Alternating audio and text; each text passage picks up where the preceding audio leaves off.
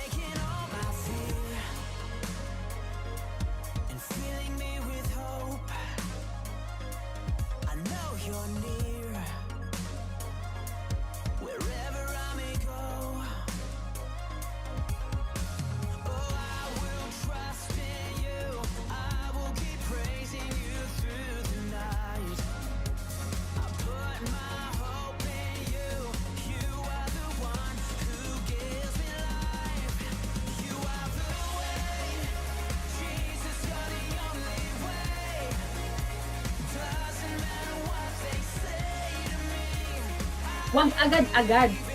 No, huwag agad-agad bitaw agad o magbato agad ng auto. Sabi nga ni Sis Marilyn, pag tayo magsasabog ka agad mag-explode ka agad pag mayroong sinabi sa'yo, di ba? Pag magagalit ka agad. But then si Panginoong Jesus ay naroon ang kanyang self-control. Amen. Tingnan nga natin na hanggang saan kayo self-control ng Panginoong Jesus dito sa pagkakataong ito, no? Doon sa babaeng iniharap sa kanya.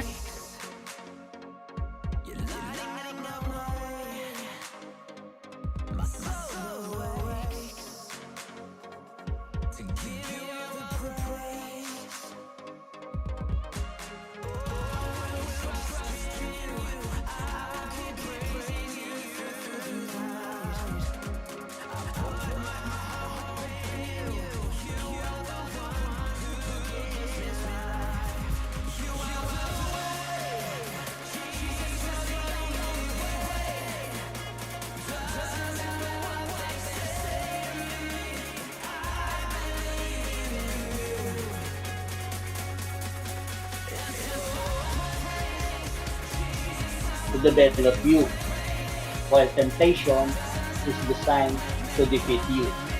So laki ng diferensya, no? Yung kanilang contrast, no? Yung trial o yung pagsubok sa atin, dinisign mo talaga ng Diyos na para ma-develop tayo. Ano yung para ma-develop? Siyempre, alam naman natin, di ba, kapag tayo ay trials, hindi madali. Amen? Hindi madali yan kapag may trials tayo sa buhay.